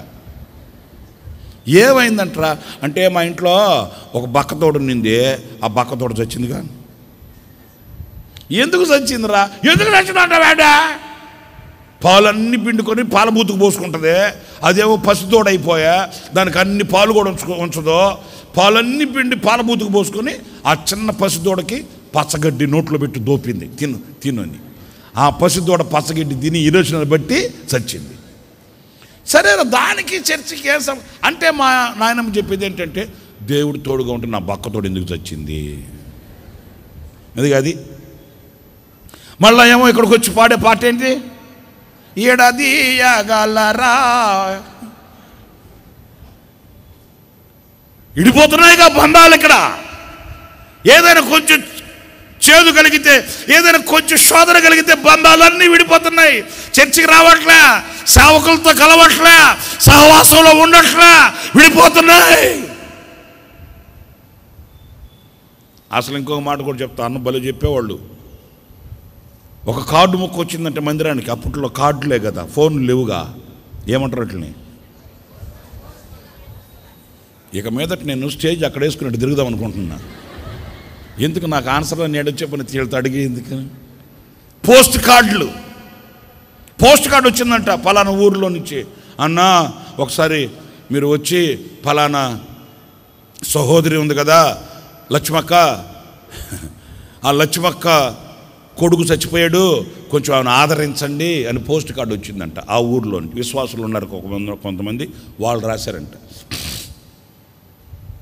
లక్ష్మక్క కొడుకు చచ్చిపోయాడు, అక్కడనే కొంచెం ఆదరిస్తే బాగుంటుంది, మీరు వచ్చి రండి అన్న అంటే, అయ్యో కొత్తగా ప్రభుని నమ్ముకుంది అయ్యమ్మ, భర్త లేడు, ఒకే ఒక కొడుకు, వాడు కూడా చనిపోయాడా, అయ్యో అనుకొని అన్న. ఒక వారం రోజుల తర్వాత ఆయనకుండే సదుపాయాలు పాపం అయ్యి కదా, రూపాయి పోగేసుకుని రోజులు అయ్యి, రూపాయి పోగేసుకుని బస్సు పట్టుకుని వెళ్ళాడు వాళ్ళ ఊరికి. వెళ్ళి ఆ ఇంటికి వెళ్తే ఆ అమ్మ ఉందంట. అమ్మ వందనాలమ్మంట. అన్న అయ్యా వందనాలనైనా రానైనా అని పిలిచితే అన్నకేం అర్థం కాలేదట. ఈ లక్ష్మక్క కొడుకు చచ్చిపోయారని చెప్పి రాశా నాకు. మరి బాగానే ఉందిగా. మామూలుగా అట్లాంటి పరిస్థితుల్లో సావుకుడాలుగానే ఎట్లా ఉంటారండి? బోర్మని ఏడ్చి, అయ్యా నా కొడుకు చచ్చిపోయాడు అయ్యా, అద్దయ్యా ఇద్దయ్యా, నాకు ఆధారం లేకుండా పోయిందయ్యా, ఎందుకో దేవుడు నాకు ఈ కీడు కలిగేసాడు అయ్యా, దేవుడు నా మీద కీడు తలపెట్టాడయ్యా, నేను ఏ ద్రోహం చేశానయ్యా, నేను ఎవరికి కీడు చేయలేదయ్యా, నేను అందరికీ మేలు చేసిన దాన్నే కానీ నేను ఎవరికి కీడు చేయలేదే అని ఆడస్తారు లేదా? నేర్పిస్తున్నా మీకు, నేర్చుకోండి. ఏడస్తారు లేదా? ఆమె అట్లా ఏమి అనట్లే. ఆమె మామూలుగా పలకరించి, నాయన అయ్యా కూర్చో అయ్యా, ఈ లక్ష్మక్క లేకపోతే ఇంకొక లక్ష్మక్క, ఈ ఊర్లో ఎంతమంది లక్ష్మక్క లేరేంటి, వీళ్ళు రాసిన వాళ్ళు కరెక్ట్గా రాయలేదే, సరే కూర్చున్నాడు, ఏం క్లారిటీ రావట్లే. ఆమె మామూలుగా మాట్లాడుతుందంటే, నాయన సేవ ఎలా ఉంది, మీరు ఎలా ఉన్నావు, ఆరోగ్యం ఎలా ఉంది అని అలాగ ఒక అర్ధగంట 30 గంట అయిపోయిన తర్వాత క్లారిటీ అన్నకి ఛత్ ఈ లక్ష్మక్క కాదు. అయినా మనం ఎట్లా అడుగుతాం నీ కొడుకు ఎట్టున్నాడని అడగకూడదు. ఎందుకు వచ్చిన గొడవలే, ఏదో 4 మాటలు ప్రార్థన చేసి వెళ్ళిపోతే సరిపోద్దని. అమ్మ నేను ప్రార్థన చేసి వెళ్తానమ్మా, ఇంకా మనోళ్ళు ఉండరు కదా అటు కూడా వెళ్తానంటే, నాయన వచ్చావు ఎండపూట కొంచెం అంత అన్నం పెడతాను తినేసిపోను ఆయన అంటే, సరే మనకు సబ్జెక్ట్ క్లారిటీ రాలేదు కదా, పోతిపోయింది భోంచేద్దామని భోంచేశాడంట. ఆశ్చర్యమైన సంగతి చెప్పిన, భోంచేసిన తర్వాత ప్రార్థన చేస్తున్నాడంట. మౌనంగానే ఉంది. ఆఖరిలో నాయన నేను కూడా బస్ స్టాప్ దాకా రానా అనిందంట. దామ్మ వెళ్దాం అంటే తలుపేసుకుని అన్నతో నడుచుకుంటూ బస్ స్టాప్కి వస్తూ ఆ బస్ స్టాప్కి వెళ్ళే దారిలో అంటుందంట, నాయనా నీకు ఈ సంగతి తెలుసా అనిందంట. ఏమ్మా అంటే, నాకు కొడుకున్నాడు కదయ్యా, అటు చనిపోయాడయ్యా. గుండె జాళ్ళమనిందంట యేసన్న గారికి. అక్కడ ఆగి రోడ్డు మీద, ఏం మాట్లాడుతున్నావమ్మా నువ్వు? నాకు ఆ సంగతి తెలిసే వచ్చానమ్మా నేను. మరి నేను ఎట్లా అడిగేది ఆ మాటని? మరి ఏంటో మనం ఒక్క మాట కూడా చెప్పలేదు, ఏంటో మనం అట్లా అంటే ఆ మాటదంట. నాయనా వాడు తాగి దుర్వ్యసనాల్లో పడి సచ్చాడాడు. ఆడు కాళ్ళు పట్టుకుని బతిమలాడా, ఏడ్చి బతిమలాడా, అయ్యో ఎన్ని చేశాను. ఆడు మారు మనసు పొందినోడు కాదు. దేవుని వాక్యంలో ఏమని రాసింది నాయన? ఎన్నిసార్లు గద్దించినను లోబడిన వాడు మరి తిరుగు లేకుండా హఠాత్తుగా నాశనం అని రాసుల్లా అంటే జరిగింది. వాక్యమే నెరవేరింది నాయన. నేను ఎందుకు ఆడవాలి? వాక్యం నెరవేరింది. దేవుడు చెప్పకుండా చేస్తుంటే ఓకే, వాక్యం నెరవేరింది. నేను ఎందుకు బాధపడాలి? అయినా తాగి సచ్చినోడు గురించి ఏడ్చేదానికంటే నీవు నా కొడుకు కదా నాయనా అనిందంట తల్లి. మీకు అర్థమైందా? నువ్వు నా బిడ్డవు కదా నాయన అంటే వెంటనే ఆమెను వాటేసుకుని హత్తుకొని అన్నాడంట. అవునమ్మా నేను నీ కొడుకునేనమ్మా, నేను నీ బిడ్డనమ్మా. మరి అంతే, ఇంత గొప్ప సేవ చేస్తున్నావు, ఇంతమందికి ఆశీర్వదకరంగా ఉన్నావు, నువ్వు నా బిడ్డవు నాయనా, నిన్ను చూసి ఆనందిస్తున్నాను కదా. మీరు ఇప్పుడు చెప్పండి, బక్కతోడు చస్తే మరియమ్మ ఏమనింది అక్కడ? ఏంటి బక్కతోడు చస్తే మరియమ్మ ఏమనింది? చర్చి లేదు, గిర్చి లేదు, పాస్టర్ లేడు, గెస్ట్ లేడనింది. సొంత కొడుకు చేస్తే లక్ష్మకి ఏమనింది? ఇక్కడ వాక్యం నెరవేరింది నాయన. ఒక్క మాట నేను మిమ్మల్ని సాహసించి అడుగుతున్నా, ఆయనకి నీకు మధ్య ఉన్న చెప్పండి ఆ అనుబంధం ఎలా ఉంది? ఏం చెప్తున్నావు సాక్ష్యం ప్రభుని గురించి? నా దూడ చంపేశాడా, నా ఇల్లు లేపేశాడా అంటున్నావా? లేకపోతే నా విమోచకుడు సజీవుడు, నాకు కీడు చేయడు, నాకు మేలే చేస్తాడు. కీడు చేయడు నా దేవునికి తెలియదు. నాకు ఏది జరిగినా, ఒకవేళ నా ఒళ్ళు కుళ్ళిపోయినా, నా ఒళ్ళు గుల్లైపోయినా, నా ఇల్లు ముళ్ళైపోయినా, నా వాళ్ళు అందరూ నన్ను విడిపోయినా నాకు మేలే జరుగుతుంది. కానీ అదిగో ఆయన గురించి నువ్వు ఎలాంటి సాక్షివి కావాలి? ఆయనకి మనకు మధ్య ఉన్న బంధం సాక్ష్య బంధం. మనం ఆయనకి సాక్షులం. మొదటిదేమో శిష్యులం, రెండవదేమో స్నేహితులం, మూడోదేమో సాక్షులం. ఇంకొక మాట, చాలా ఉన్నాయి కదా, సరే చెప్తాను. ఇంకొకటి ఏంటి? పేతురు రాసిన మొదటి పత్రిక 2వ అధ్యాయం 9వ వాక్యం. మీరు చీకటిలో నుండి ఆశ్చర్యకరమైన తన వెలుగులోనికి మిమ్మల్ని పిలిచిన వాని గుణాతిశయములను ప్రచురము చేయ నిమిత్తము ఏర్పరచబడిన వంశమును, మనమంట ఏర్పరచబడిన వంశమును, రాజులైన యాజక సమూహమును, పరిశుద్ధ జనమును, దేవుని సొత్తైన ప్రజలునై ఉన్నారు. అది మనం ఎవరంట? మనకు ఆయనకున్న బంధం ఏంటంట? సరే ఆ పాట పాడండి, ఒక మాట పాడండి. మన బంధము అనుబంధము, మన బంధము విడదీయగలరా ఎవరైనను, మరి ఏదైనను విడదీయగలరా ఎవరైనను? గట్టిగా చప్పట్లు కొట్టు పాడాలి.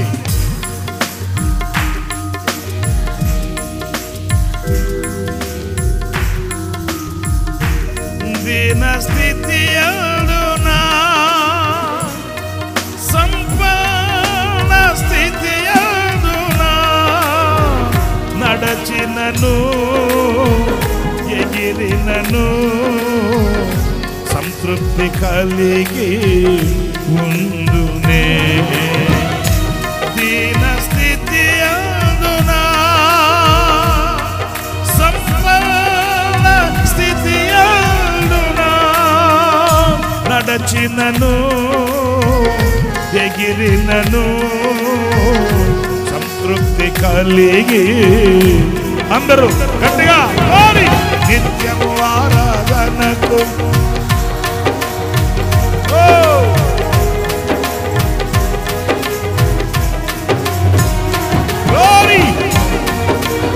చేతులు పైకెత్తి చప్పట్లు పడదాం. మరొక్కసారి అలాగే చప్పట్లు కొడుతూ నిత్యము ఆరాధనకు నా ఆధారమా స్తోత్ర బలులు నీకే అర్పించెద యేసయ్యా మన బంధము. గ్లోరీ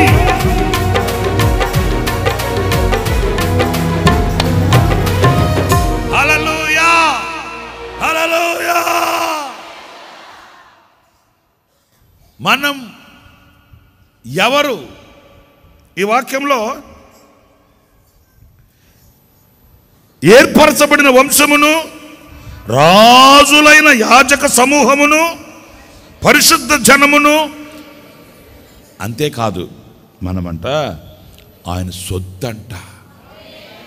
స్తోత్రం హల్లెలూయా. ఆయన సొత్తైన మనకు ఆయనకున్న బంధం ఏంటంటే మనం ఆయన సొత్తు. ఏంటి మరి నీ పొత్తు? మీరు లోకంతో పొత్తు పెట్టుకొని నేను ఆయన సొత్తు అంటే కుదురుతుందా? ఓకే, ఒక మాట చెప్తాను. ఎలాగయ్యా మనం ఆయన సొత్తు? ఆయన రక్తము చేత మనం కొనబడ్డం. మనల్ని కొన్నాడు ఆయన. మనల్ని కొని మనల్ని ఆయన సొత్తుగా చేసుకున్నాడు. ఇప్పుడు మనం పిచ్చి పిచ్చి వేసేలేస్తుంటే మనల్ని కొన్నవాడు ఊరుకుంటాడా? చెప్పండి. హలో, నోళ్ళు తెచ్చి మాట్లాడండి. ఊరుకుంటాడనే? డబ్బులు ఇచ్చి, ప్రాణం ఇచ్చి, రక్తం ఇచ్చి కొన్నవాడు మనం పిచ్చ పిచ్చ వేషాలేసి నేను ఉన్నాను, నా ఇష్టం, నేను వెళ్తా, నేను ఉంటా, నేను చేయను అంటే ఊరుకుంటాడా? ఎందుకని? మనం ఆయన సొత్తు. సరే, ఇదొక డైమెన్షన్, ఇదొక కోణం. ఇంకొక కోణం, ఎవడైనా విలువ పెట్టి ప్రాణమిచ్చి కొన్న తన సొత్తుని విడిచిపెడతాడా? మీ పాత చెప్పులు ఎవడో దరిద్రుడు తీసుకెళ్ళిపోయాడు అనుకో, ఎవరో దరిద్రుడని అనాలి. లేకపోతే ఒకరు వాడుకున్న పాదరక్షకులు, వాళ్ళు వాడుకున్న చెప్పులు ఈడేసుకుని వెళ్ళిపోయాడు, ఈడు తీసుకెళ్ళిపోయాడు అంటే దరిద్రుడు అనద్దు. అనండి, మీరు కూడా అనండి, దరిద్రుడా అనండి, అనండి, నో ప్రాబ్లం. భయపడద్దు. చెప్పులు దొంగతనం చేసి తీసుకుపోయే దరిద్రత కాదా? దరిద్రత ధన్యత చెప్పండి. దరిద్రుడే కదా. ఒకడు వాడుకున్న చెప్పులు నేనెటు వాడుకుంటాను? ఒకరిది నేనెందుకు తీసుకుంటాను? సరేలే, నేను ఇంకోటి ఏంటంటే పాత చెప్పులు అయ్యో పోయాయా, మీ చర్చకు వచ్చే తర్వాత నేను ఊరకుండా ఎక్కడ పెట్టావమ్మా అన్న, ఒక చెప్పు ఇక్కడ వేసానయ్యా, ఒక చెప్పు అక్కడ వేసానయ్యా నేను. అందుకే వాడు తీసుకెళ్ళిపోయాడు. ఎందుకంటే ఆమెకి విశ్వాసం దొంగ తీసుకెళ్ళిపోతాడని చెప్పి ఆమె విశ్వాసం ఆమె చెప్పులను బాగొట్టింది. ఒక చెప్పు ఇక్కడ వేసిందంట, ఒక చెప్పు అక్కడ వేసిందంట. మరి ఎందుకు పోయాయమ్మా, ఎందుకు పోయాయో నాకు తెలియట్లేదయ్యా. పాత చెప్పు, ఆ బాధ ఎందుకు? ఆమె సొత్తు. మరి నిన్ను ఆయన రక్తమిచ్చి ప్రాణమిచ్చి కొన్నాడు కదా. మన కొరకై సింహాసనమును విడిచి సిలువకు దిగువచ్చాడు. ఆయన మన కొరకై పొత్తిగుడ్డలతో చుట్టబడ్డాడు. దాసుని స్వరూపం ధరించి దీనుడై ఆయన మన యుద్ధకు వచ్చి ఆయన మన కొరకై అనేక శ్రమలను పొంది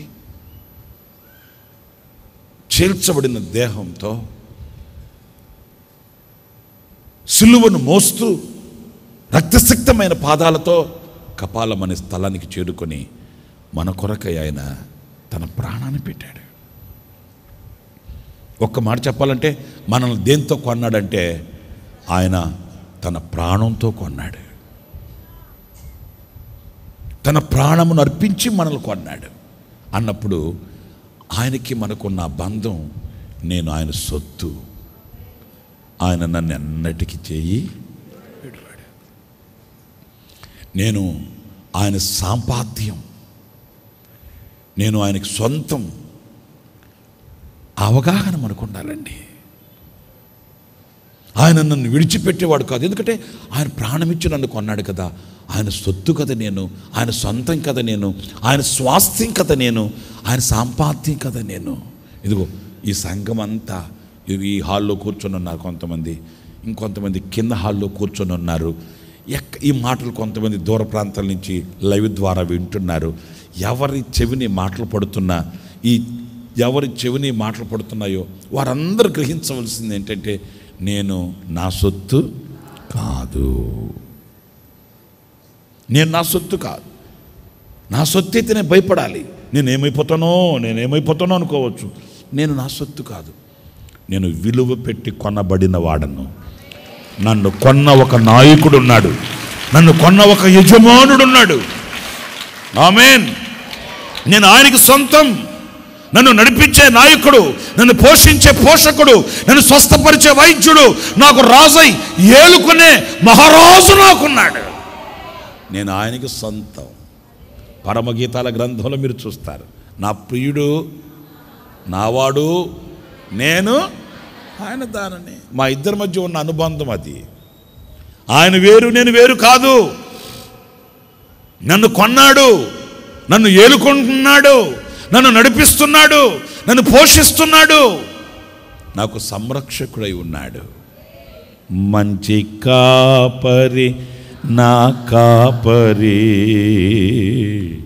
మంచి కాపరి నా కాపరి, మంచి కాపరి నా కాపరి, గొప్ప కాపరి నా కాపరి. నేనాయన గొర్రెను, నేనాయన గొర్రెను, నాకులేమి కలుగదు. నేనాయన గొర్రెను, నాకులేమి కలుగదు. నేనాయన గొర్రెను. మంచి కాపరి నా కాపరి, గొప్ప కాపరి నా కాపరి. గాఢాంధకారపు లోయలలోనే సంచరించినను, నీ దొడ్డు కర్రయు నీ దండము నన్ను ఆదరించును. నా భయమే పోయెనే, నా భారము తీరెనే, నా భయమే పోయెనే, నా భారము తీరెనే. నీడనే నాకులేమి కలుగదు, నేనాయన గొర్రెను. మనం ఎవరు గొర్రెలం? మనం ఎవరు గొర్రెలం? మనం ఎవరు గొర్రెలం? కసాయోడు గొర్రెలమా? ఎవరోడు కసాయోడు? వాడే సైతానుగాడు. పెంచినట్టుగా పెంచుతాడు, ఒకరోజు వేసేస్తాడు, దమ్ బిర్యానీ చేసుకుంది అంటాడు. ఒరే ఏమరా ఈ పని చేసావంటే నేను పెంచింది అందుకే అంటాడు. వాడు కసాయోడు, కర్రిమొహముడు, సైతానుగాడు. వాడు గొర్రెలమా? లేకపోతే కరుణామూర్తి అయిన ప్రభు గొర్రెలమా? మనల్ని ఆయన కొని పెంచుతున్నాడు, మేపుతున్నాడు. ఆమేన్. మనల్ని మేపుతున్నాడు ఆయన. మనల్ని కొన్న మంచి కాపరి. మనం ఆయన సొత్తైన ప్రజలమంట, ఏర్పరచబడిన వంశమంట, రాజులైన యాజక సమూహమట, పరిశుద్ధ జనమైన ఆయన సొత్తు మనం. ఆమేన్. సరే, ఇప్పుడు టైం అయిపోయింది. ఇప్పుడు ఎందుకు చెప్పాను నేను మీకు? ఏమేం చెప్పాను? మనం శిష్యులం, స్నేహితులం,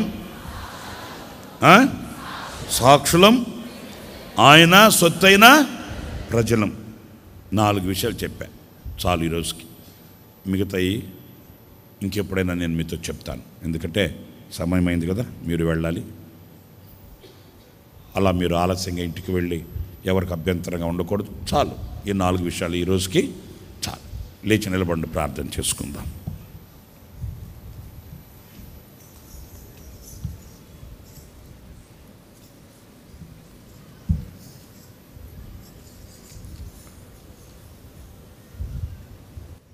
దీన స్థితి యందునా, సంపన్న స్థితి యందునా, దీన స్థితి యందునా,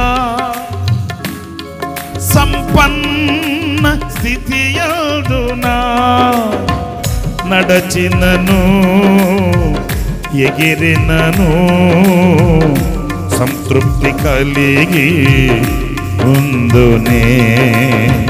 నడచినను ఎగిరినను సంతృప్తి కలిగి ఉందునే.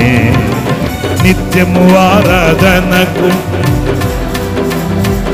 అందరూ స్తోత్ర బలులు నీకే. నిత్యము ఆరాధనకు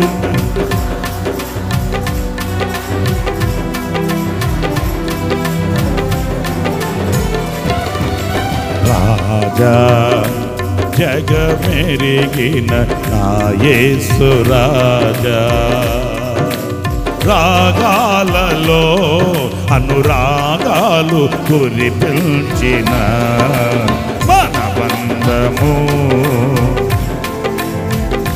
ఆమేన్.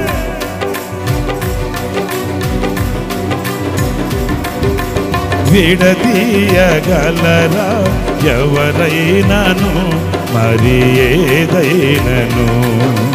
విడదీయగలరా ఎవరైనాను మరి? అందరూ కళ్ళు మూసి ప్రభువును స్తుతించండి. రాజా స్తోత్రం. బలహీనతల యందునా, అవమానములాయందునా, బలహీనతల యందునా, అవమానముల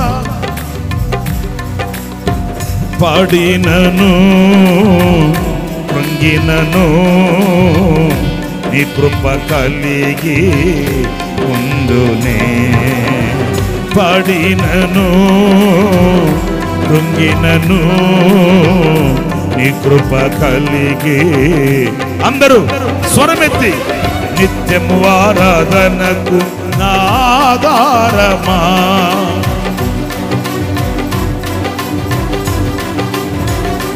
ఓ నిత్యము ఆరాధనకు నా ఆధారమా. స్తోత్ర బలులు నీకే అర్పించెద యేసయ్యా. రాజా జగమెరిగిన నా యేసు రాజా, రాగాలలో అనురాగాలు కురిపించిన మన బంధము అనుబంధము, మన బంధము అనుబంధము విడదీయగలరా ఎవరైనను, మరి ఏదైనను విడదీయ. నీకు మాకు ఉన్న అనుబంధం ఇది విడదీయలేని అనుబంధం. జగమెరిగిన నా యేసు, సియోను షాలేము మన నిత్య నివాసము. సియోను షాలేము మన నిత్య నివాసము. చేరుటయే నా ధ్యానము, ఈ ఆశ కలిగి ఉండునే. సియోను షాలేము మన నిత్య నివాసము. ఆమేన్. సియోను షాలేము మన నిత్య నివాసము.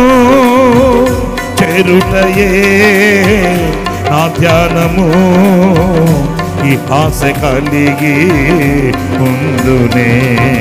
నిత్యము ఆరాధనకు స్తోత్రం. యేసయ్యా నిత్యము ఆరాధనకు నాదారమా, స్తోత్ర బలులు నీకే అర్పించెద యేసయ్యా. ఆమేన్. నిత్యము ఆరాధనకు నాదారమా, స్తోత్ర బలులు నీకే అర్పించెద యేసయ్యా. నిత్యము ఆరాధనకు నాదారమా, స్తోత్ర బలులు నీకే అర్పించెద యేసయ్యా. మన బంధము అనుబంధము, మన బంధము అనుబంధము. ఆమేన్. మన బంధము అనుబంధము, మన బంధము అనుబంధము, మన బంధము.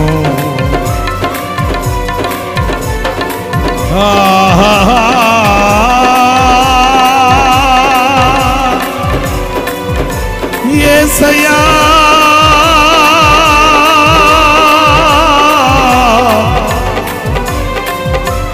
యేసయ్యా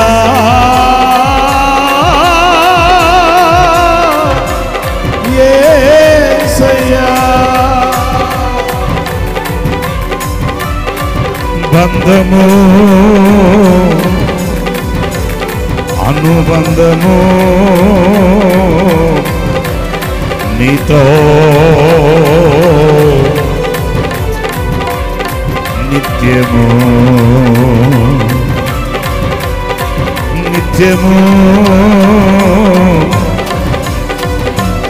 ఈ బంధము శాశ్వత నిత్యము. మన బంధము అనుబంధము, మన బంధము అనుబంధము, మన బంధము. యేసయ్యా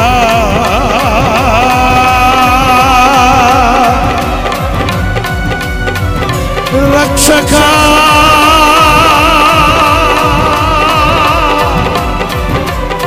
నీకే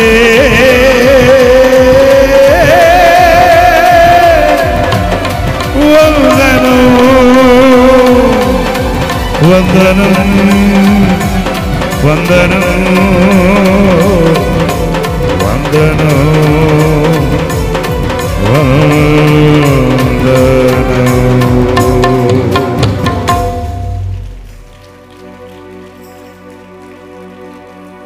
సియోను సియోను షాలేము శాలేము మన నిత్య నివాసము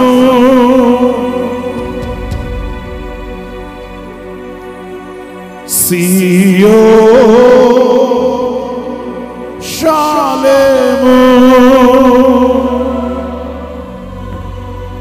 మన నిత్య నివాసము నడచినను ఎగిరినను సంతృప్తి కలిగి ఉందునే పడినను కృంగినను నీ కృప కలిగి ఉందునే. అందరూ చేతులెత్తి చెప్దామా? మన బంధము అనుబంధం, మన బంధము అనుబంధం విడదీయ ఎవరైనా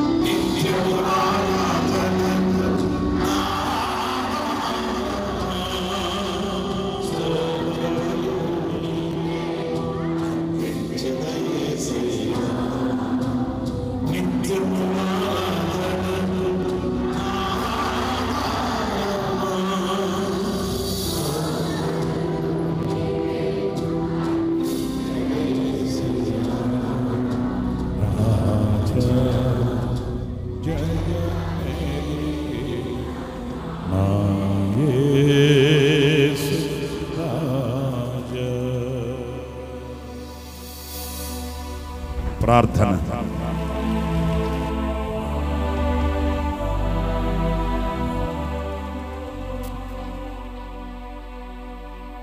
పరిశుద్ధుడైన తండ్రి, ఆశ్చర్యకరుడానికి స్తోత్రాలు.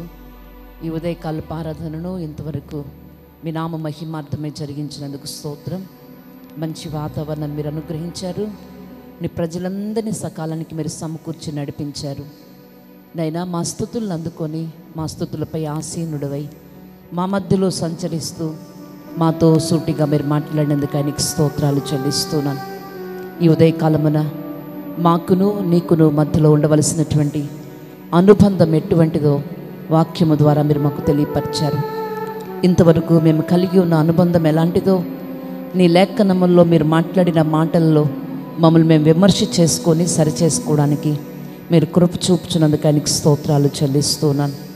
మేము నీకు శిష్యులమై ఉన్నాము అని వాక్యం సెలవిస్తుంది. నిజమే ప్రభువా, మేము శిష్యులంగా ఉండి మా సిలువను మేము ఎత్తుకొని మీ యొద్ద నేర్చుకుంటూ ప్రభువా ఈ ఆత్మీయ యాత్రలో గమ్యానికి చేరడానికి మీరు కృప చూపించమని ప్రార్థిస్తున్నాను.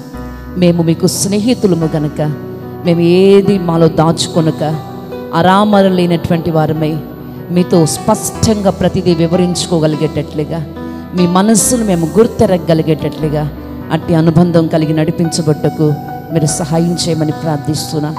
మేము మీకు సాక్షులము గనక మీ పునరుత్థానము గురించి మేము సాక్ష్యం చెప్పగలగాలి. మీ శక్తి, మీ ప్రభావం, మీ బలము, మీ గొప్పతనము, మీ సాత్వికము, మీలో ఉన్నటువంటి ప్రేమ, దీర్ఘశాంతాన్ని మేము వివరించి చెప్పగలిగేటట్లు పరిశుద్ధాత్మ పూర్ణమై ప్రతి చోట మిమ్మల్ని గురించి సాక్షిగా నిలవగలిగేటట్లు మీరు కృప చూపించమని ప్రార్థిస్తున్నాను తండ్రి. మేము మీకు సొత్తైన ప్రజలము, మమ్మల్ని పరిశుద్ధ జనముగా, రాజులైన యాజక సమూహంగా ఉండినట్లు మీ పవిత్రమైన రక్తంతో మమ్మల్ని కొన్నారు గనుక తండ్రి, నైనా మేము మీకు లోబడి మీ కాపుదల్లో భద్రపరచబడుతూ నాయన మీకు సమరూపంగా మార్చబట్టుకు సహాయం చేయండి. మీ చేత మేము పోషించబడినట్లుగా నాయనా నీ స్తోత్రములు మీ కౌగిటిలో దాచబడినట్లుగా నాయనా మీ దొడ్డిలో ప్రభువా మేము చేర్చబడి ఉన్నాం గనుక మేము బయటికి తొలగిపోకుండా మంచి కాపరి అయిన నిన్ను వెంబడిస్తూ నడిపించబట్టకు సహాయము చేయమని ప్రార్థిస్తున్నాం. ఇంకా ఇట్టి అనుబంధము లేని నిబిడలందరూ కూడా ప్రభువా ఈ ఉదయకాలమున నీ వైపు చేతులెత్తి నీకు శిష్యులుగా ఉండాలని, నీకు స్నేహితులుగా ఉండాలని, నీకు సాక్షులుగా ఉండాలని, నీకు సొత్తైన ప్రజలుగా ఉండాలని ఆశపడుచు ఉండగా ఈ అనుబంధాన్ని పెంచుకోవడానికి తగిన కృప మీరు అనుగ్రహించుదురుగాక. ప్రతి ఒక్కరూ అట్టి కృప పొందుకొనుదురుగాక. నా తండ్రి మీ సన్నిధికి చేరి వచ్చిన బిడ్డలను ఆశీర్వదించండి, మేళ్ళు చేతి తృప్తిపరచండి, ఆరోగ్యాన్ని ఇవ్వండి నాయన, క్షేమాన్ని కలుగు చేయండి, సమాధానాన్ని ఇవ్వండి, మనసులో ఉన్న వేదనను మీరు తొలగించండి, సంతోషంగా ఆనందంగా కృపాక్షేమాలతో మీ సన్నిధిని విడిచి వెళ్ళినట్లు మీరు సహాయం చేయండి. నీ దాసుని ఇంకొను మీరు బలపరిచి అభిషేకించి వాడుకొనమని సమస్త ఘనత మహిమా ప్రభావములు నీకు ఆరోపించుకుంటూ నజరేయుడని యేసు నామం అడుగుచున్నాను తండ్రి, ఆమేన్. మన ప్రభువు అయిన యేసు క్రీస్తు కృప, తండ్రి అయిన దేవుని ప్రేమ, పరిశుద్ధాత్మనందలి అన్యోన్యమైన సహవాసం, సన్నిధి, సముఖం ఈ ఆరాధనలో పాలు పొందిన ఒక్కొక్కరికి, లైవ్ ద్వారా ఈ మాటలు వింటున్న వారికి, సకల కోటి పరిశుద్ధులకును సదాకాలం తోడయుండి నడిపించునుగాక. Amen, amen, amen. ప్రభు పేరట మీ అందరికీ వందనాలు. దేవుడు మిమ్మల్ని ఆశీర్వదించి దీవించుగాక.